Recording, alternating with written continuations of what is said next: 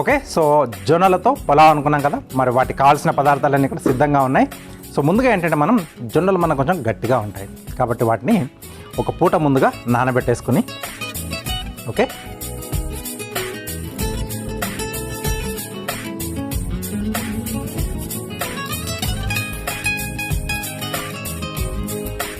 Okay, so ఇది పక్కన పెట్టేసి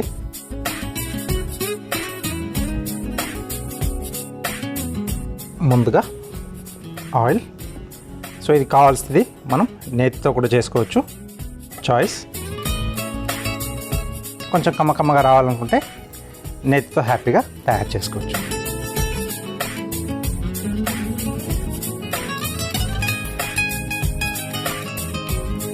ఇది మనం ఒకవేళ ఈవినింగ్ అవర్స్లో తీసుకోవాలి అనుకుంటే కొంచెం ఎర్లీగానే తీసుకోవాలి, అంటే 6 to 7 మధ్యలో తీసుకుంటే, ఎందుకంటే ఈ జొన్న అనేది మనకు కొంచెం అరగడానికి ఎక్కువ టైం తీసుకుంటుంది. ఓకే, సో గింజ ఆ పలంగా మనం ఇక్కడ వాడుతున్నాం కాబట్టి సో ఇదొకటి దృష్టిలో పెట్టుకోవాలి. మార్నింగ్ అవర్స్లో తీసుకుంటే మీకు ఎలాంటి ఇబ్బంది లేదు, అంటే బ్రేక్ఫాస్ట్లో కూడా తీసుకోవచ్చు, లేకపోతే మనం లంచ్లో తీసుకున్న ఈవినింగ్ మటుకు కొంచెం ఎర్లీ అవర్స్లో తీసుకుంటే చాలా బెటర్. సో ఆయిల్ వేడైన తర్వాత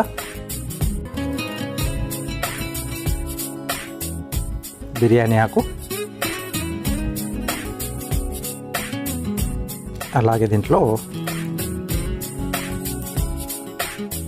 మసాలా దినుసులు, కొద్దిగా షాజీరా, లవంగాలు, యాలకులు, చెక్క, అలాగే స్టార్ అనేసి అనాస పువ్వు.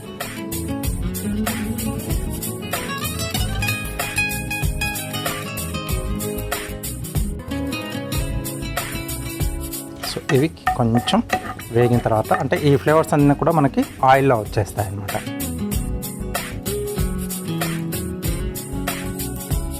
దీంట్లో ఉల్లిపాయ ముక్కలు, పులావ్ కాబట్టి కొంచెం ఇలా పొడుగుగా కట్ చేసేసుకున్నాం.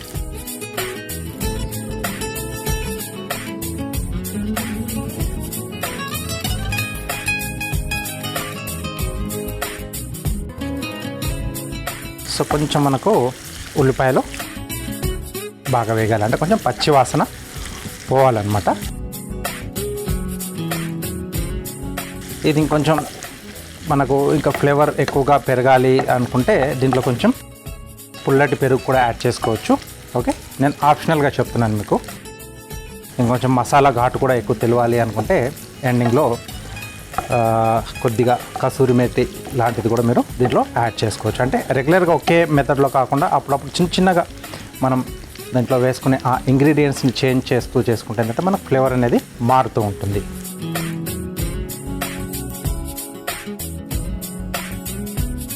ఓకే, సో ఇక్కడ జొన్నలతో చేసుకుంటున్నాం కదా, రాగుల్ని కూడా మనం నానబెట్టి చేసుకోవచ్చు, సజ్జలు కూడా దొరుకుతాయి, అంటే జొన్నల కంటే కొంచెం సైజ్ అనేది కొంచెం తక్కువ ఉంటుంది.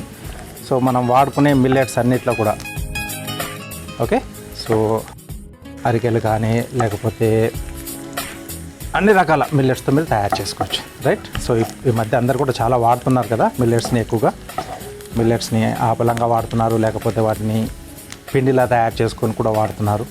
సో మంచిదే అది.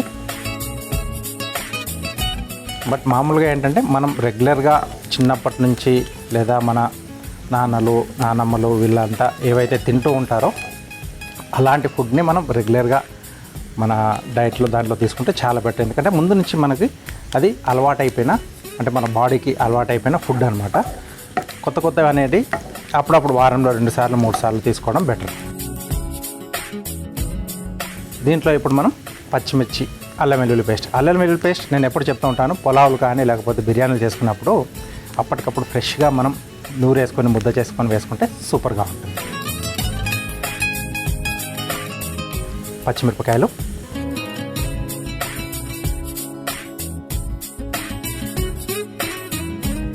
అలాగే అల్లం వెల్లుల్లి పేస్ట్,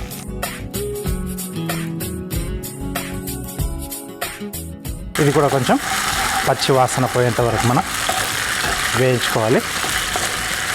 దీనివల్ల మనకు ఆ పులావుకి మంచి టేస్ట్ అనేది వస్తుందన్నమాట.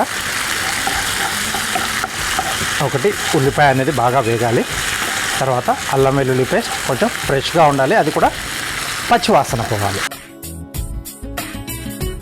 రైట్, కొంచెం కమ్మటి వాసన వస్తుంది. ఇప్పుడు దీన్ని నేను సింపుల్గా కాకుండా, అంటే జొన్నలు ఒకటే కాకుండా దీంట్లో కొన్ని రకాల కూరగాయలు కూడా యాడ్ చేస్తున్నాను. అది మన చాయిస్ అనమాట.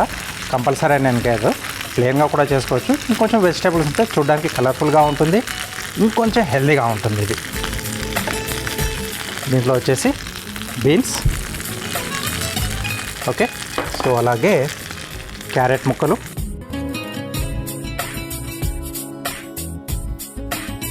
బఠానీలు,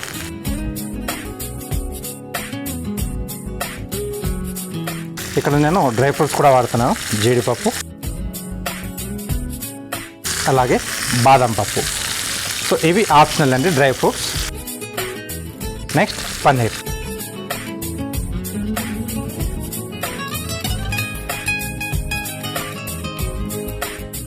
ఈ వెజిటేబుల్స్ అన్నీ కూడా చిన్న చిన్న ముక్కలుగా కట్ చేసుకున్నాను నేను, ఎందుకంటే కొంచెం దీంట్లో వేగాలి.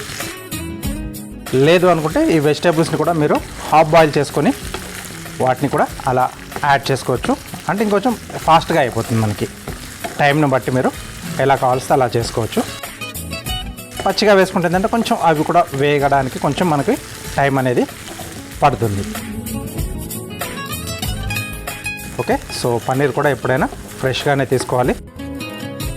ఆయిల్లో ఫ్రై చేయాల్సిన అవసరం లేదు. కొంచెం పాతగా ఉండి మనకు ఫ్రిడ్జ్లో నిల్వ ఉన్న పన్నీర్ అయితే ముందుగా కొద్దిసేపు మనం ఆయిల్లో ఫ్రై చేసుకుంటే వాటి ఎడ్జెస్ ఏదైతే అంచులు ఉన్నాయో కొంచెం వేగిన తర్వాత అది విడిపోకుండా ముక్క అలాగే ఉండడానికి హెల్ప్ చేస్తుంది. అదర్వైజ్ ఫ్రెష్గా పన్నీర్ ఉంటే మటుకు డైరెక్ట్గా మీరు ముక్కలు చేసి వేయించాల్సిన అవసరం లేదు, అలాగే వేసుకోవచ్చు. అప్పుడే కొంచెం మనకు హెల్తీగా ఉంటుంది.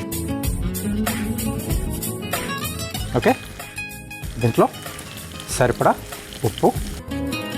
సో జొన్నలు కూడా ఉడికించేటప్పుడు కొంచెం వేసుకోవాలి, ఎందుకంటే లోపల వరకు కూడా మనకు ఆ గింజ లోపలికి కొంచెం ఆ ఉప్పు అనేది వెళ్తేనే బాగుంటుంది.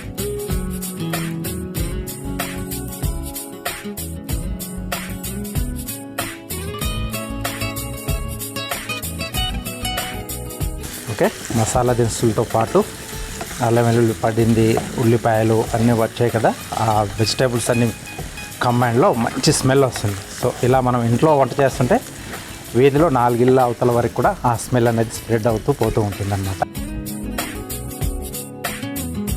చెప్పాను కదా, ఇంకొంచెం టేస్టీగా కావాలనుకుంటే నేతితో చేసుకోండి, ఇంకా సూపర్గా ఉంటుంది.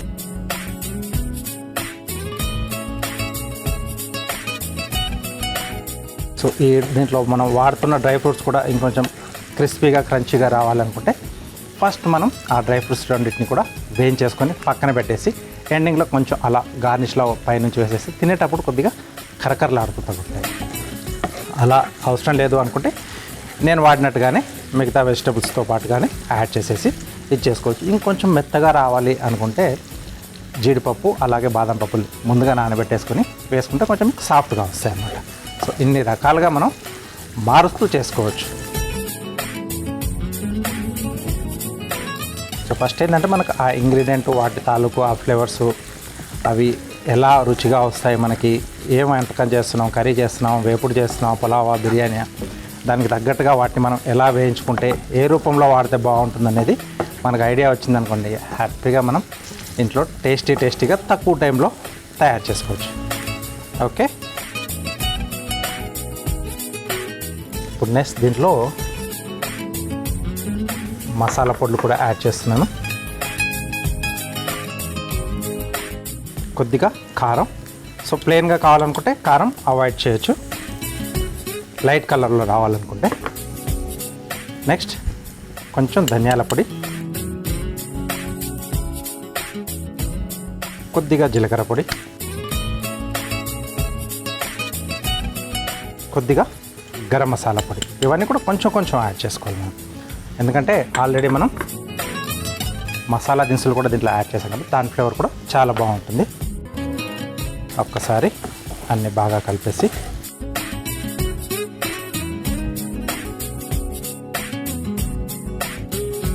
సో ఇప్పుడు దీంట్లో మనం ముందుగా ఉడికించి పెట్టుకున్న జొన్నలు,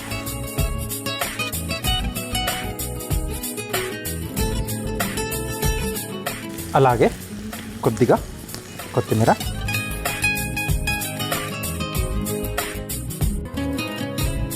కొంచెం పుదీనా. పులావ్ అనగానే మనకు పుదీనా పడాల్సిందే.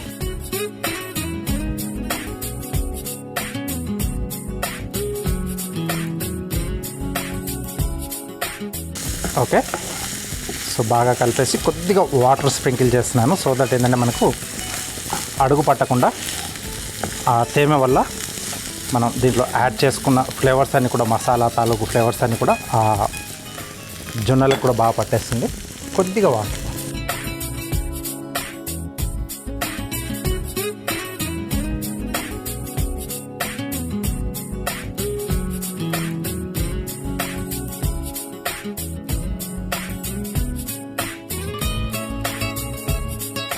ఓకే, సో గుమగుమలాడిపోతుంది స్మెల్ అయితే.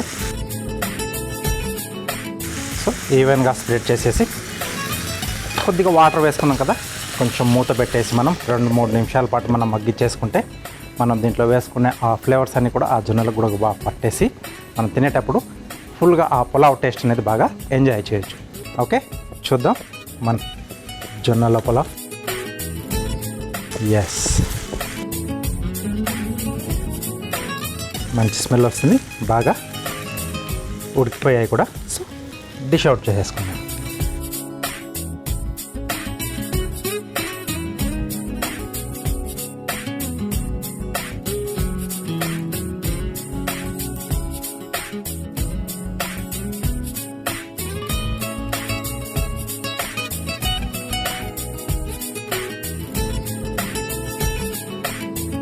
సో లాస్ట్లో కొద్దిగా పుదీనా పైనుండి.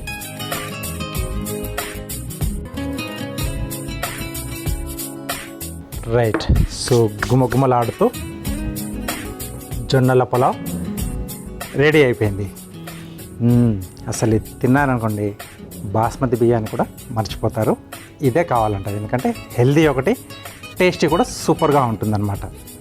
చూసారు కదా, చాలా చాలా ఈజీగా చేసుకోవచ్చు. జొన్నల్ని మనం ముందుగా నానబెట్టేసుకొని ఉడికిచ్చేసి పెట్టేసుకుంటే మిగతా ప్రాసెస్ ఫాస్ట్గా అవుతుంది.